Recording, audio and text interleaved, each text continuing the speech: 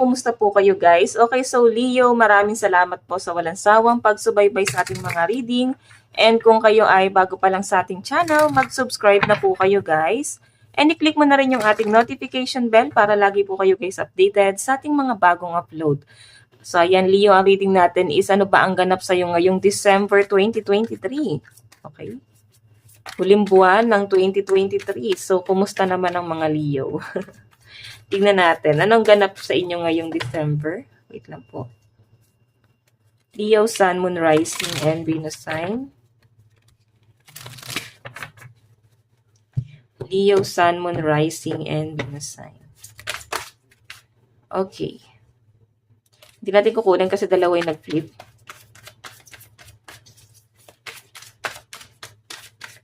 Okay, so Leo, meron tayong 4 of Wands. So much to celebrate. Okay, so mukhang magiging masaya ang buong buwan mo, no? What I mean, buong buwan ng December mo, no? So nakikita ko dito, guys, parang marami kang pwedeng ipagpasalamat daw ngayong December, no? I think punong-puno ka ng mga biyaya, magiging thankful ka, hindi lang sa sarili mo, kundi sa mga taong nasa paligid mo na pwedeng tumutulong sa inyo, guys. Maaaring makukuha mo yung peace of mind na hinahanap mo ngayong December. So, ayan, may nakikita ako dito, guys, na makaka-feel ka na magiging parang kontento ka sa kung anong meron ka, no?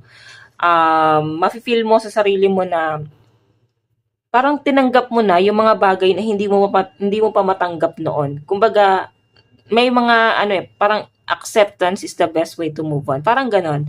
So I think nakapag-move on ka dahil sa acceptance. Tingnan natin ano pang ipapakita. Leo, meron tayong star. Okay, so meron tayong 8 of Wands. So guys, may nakikita ko ditong possible na meron kang lalakarin. Malayo-layo siya guys. Travel or magbabiyahe ka, may pupuntahan ka. Or pwedeng sa malayo ka magsi-celebrate ng Pasko, New Year, pwedeng may magbe-birthday, may kakasal, or pwedeng event, Christmas party. Sa pinapakita sa akin guys, magiging masaya ka daw, no? Dito sa celebration na to. Siguro may raffle doon, baka mananalo ka. Okay? So ayan, no? May nakikita ako dito guys na plano na paparating sa inyo. Pwedeng magpabago ng buhay mo ngayong buwan. Kasi have faith, future is bright, dream come true, positive changes that bring an end to challenging times. The light of at the end of the tunnel. So, ayan.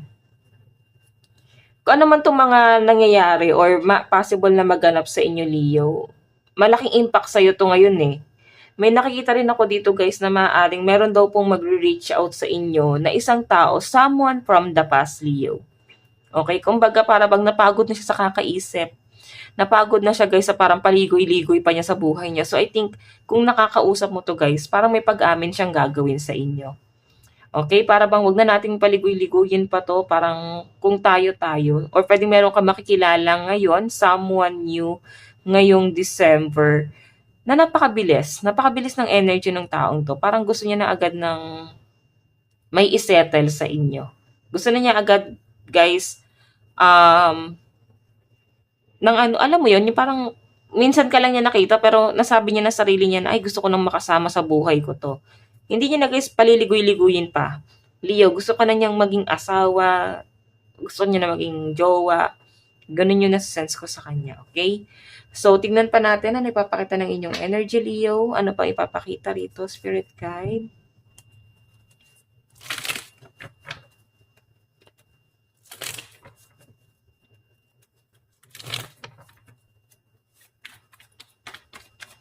Leo, Sun, Moon, Rising, and Venus sign.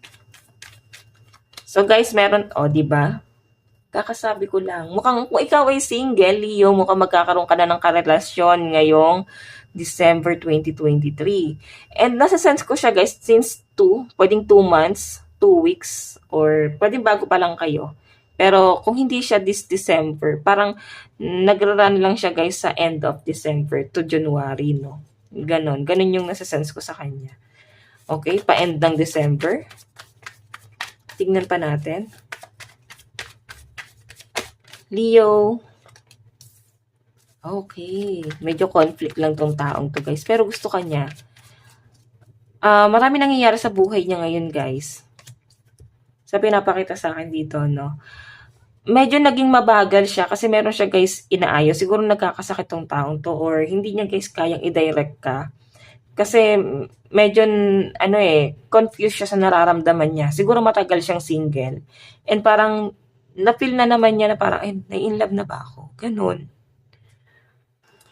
May nakikita rin ako dito, guys, na possible na yung iba sa inyo, parang meron ka daw ipaprocess na papers or pwedeng magtitake ka ng bar exam or nagpaplano ka. Pwedeng exam, magbabalik eskwela. Yung iba sa inyo, guys, sa nasa-sense ko rito, distracted ka. Okay? Siguro mag-focus ka muna dito, lalo na kung ito yung pagkakakitaan mo, no? Yung love life, nandyan lang yan, guys. Merong darating sa'yo na isang tao ngayong December, guys, na pwedeng magiging distraction sa buhay mo. Kumbaga, straightforward kang tao, Leo. Pero dahil sa kanya, guys, possible na malis yung landas mo. Okay? Kasi nagmamadali siya eh. And I think igagrab mo rin yung opportunity na to. Kumbaga, ay sayang, may itsura siya, may pera, ganyan. Pwedeng siya rin kasi, guys, yung sisira sa'yo eh. Okay? Maging mapanuri at maging matalino ka sa pagkilala mo sa isang tao. Isipin mo na lang na masaya ka na eh. Okay, ayan no.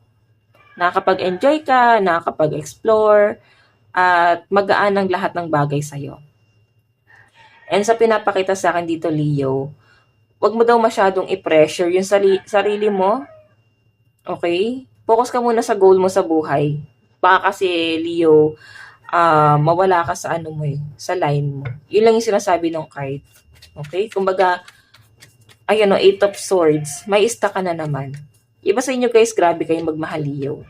And maski ikaw, hindi mo na nakikilala yung sarili mo once na nagmahal ka ng sobra-sobra. Pero kung ikaw ay in relationship, pwedeng ikaw ay nag-overthink dito sa relationship na to. Nakikita ko naman na may effort na ginagawa yung person mo. Pero siguro may mga ginagawa siya, guys, na hindi ka pa rin kampante.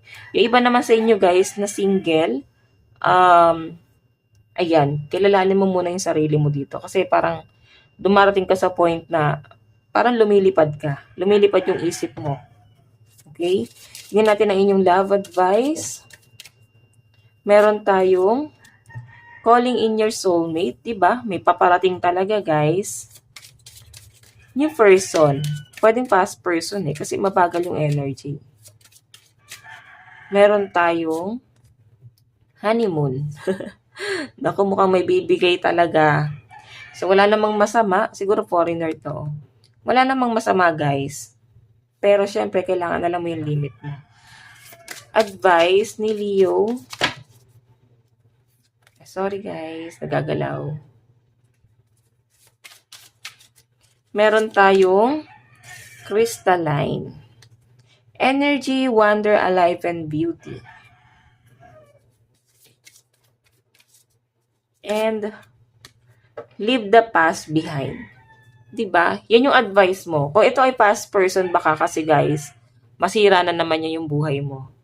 Okay? Isipin mo na lang kung anin ginawa sa'yo ng taong to, gaano ka pinahirapan ng taong to, gaano ka lumagapak ng sobra dahil minahal mo siya. Okay?